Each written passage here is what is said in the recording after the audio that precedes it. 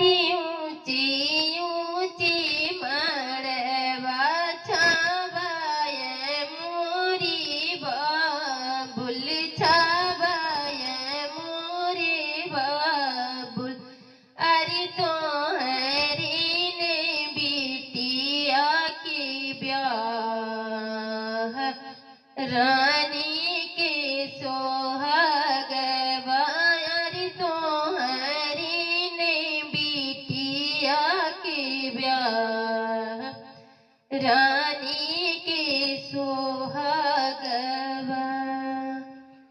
अरे ही माड़ौना तारी आई के तबई ठाई तारई समधी बाबुल तो हराई समधी बाबुल बिटिया की अंजूरी भराई रानी की सोहाग बायर बिटिया के अंजूरी भरा।